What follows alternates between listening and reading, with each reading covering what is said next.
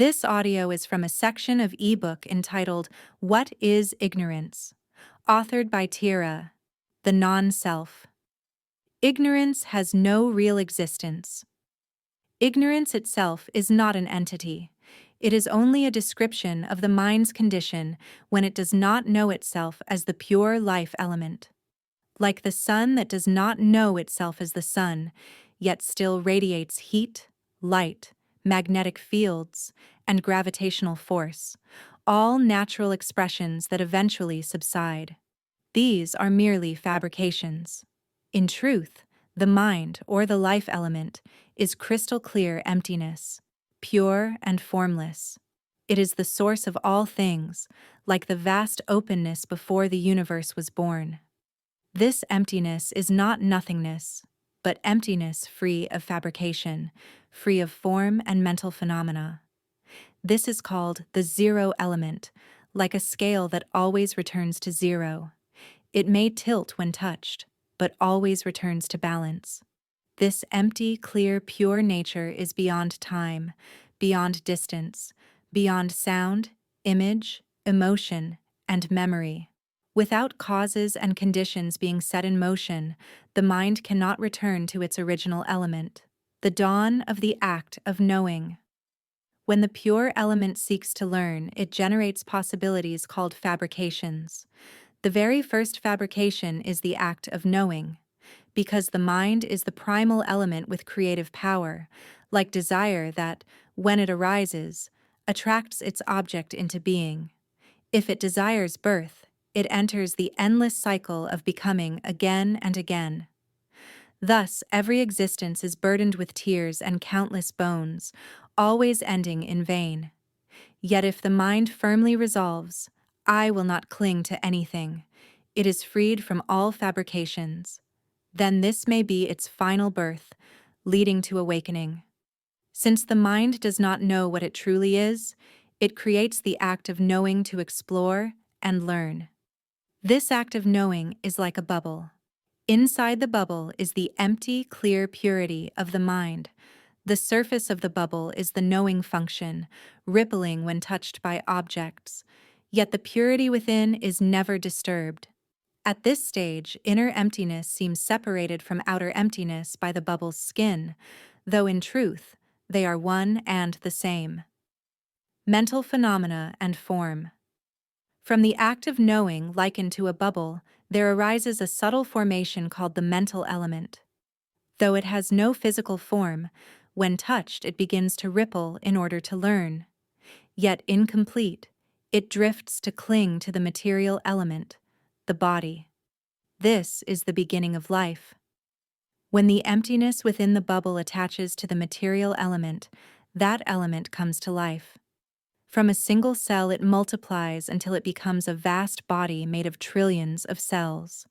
The life element sends its current throughout every cell, connecting through the 5 gateways: eye, ear, nose, tongue, and body. When touched, it ripples into fabrications, beginning to display emotions. Then it begins to remember experiences, to recall images and sounds, to imagine, to speak, and to use language in communication. Little by little, it settles into habit. We are taught to believe we are human, with name and identity. But the pure element has no name. Deluded, we cling to all of this as me and mine. In truth, we are the empty, clear life element.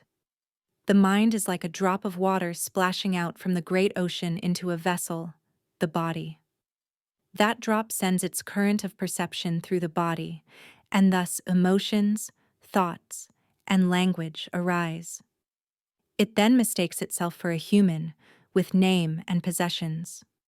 Yet all of this is delusion, for in truth, from the very beginning, that drop has always been the entire ocean, the inner voice, and the misunderstanding of self. This is the mind's ignorance. The body exists because of thought. When we look at our arms and legs, they do not speak. It is the inner voice that says, "This is my arm, this is my leg."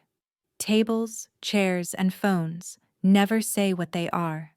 It is the inner voice that assigns meaning, Whoever sees that all are merely thoughts may be moved to tears, feeling release and lightness. The drop of water begins to realize the body is not itself. Then deeper questions arise. Who is the voice? Who are the images? Whose are the emotions, memories, or joys and sorrows? When observed deeply, it becomes clear that all phenomena arise and cease on their own. Thoughts think themselves. Images form themselves. Emotions appear and fade by themselves. There is no one behind them. With this understanding, the question naturally arises, then where is the self? The answer comes as the mind realizes it directly from within. Ignorance collapses, awakening appears. When hearing the Dhamma and inclining the mind rightly, true understanding dawns. The mind flips.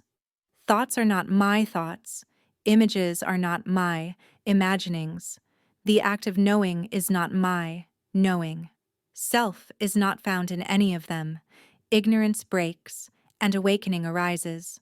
With this realization, the mind becomes light and free, no longer clinging, released from suffering forever. It knows clearly, we are emptiness, clear and pure.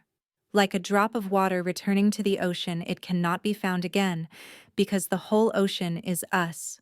Our true being is this emptiness, clear and pure, merging with all. Nothing remains to seek. What remains is only the radiance of this knowing, shared so that others may not cling to fabrications. As ignorance dissolves, wisdom grows. Then, in a sudden profound realization, awakening bursts forth, often with tears. Ignorance is transformed into wisdom. Happiness and suffering are one. The mind is like a brand new hard disk, empty with no data. At awakening, it realizes itself as the pure element. This is not merely memory or learning, but direct knowing. At that moment, the belief in being human vanishes, and all phenomena are seen as appearances that dissolve. With such seeing, all values given to things fall away. Happiness and suffering are one, like the two sides of a single coin. This is the middle way, seeing everything as merely known phenomena, arising and ceasing, without owner, not self, not mine. As wisdom grows, ignorance diminishes. Seeing clearly that it is the inner voice that gives meaning to everything, the mind no longer longs for heaven nor fears hell. It rests beyond good and evil, seeing all as thought. The fulfillment of wisdom. With repeated reflection, the mind grows lighter, seeing thoughts clearly at all times, from waking until sleep. The knower knows on its own. The thinker thinks on its own. Doubts vanish. At this stage, ignorance remains only 25%, while wisdom has grown to 75%. Yet as long as there remains the sense of I am, the mind observes more deeply. Sounds heard, scents smelled, sensations felt, all are not self.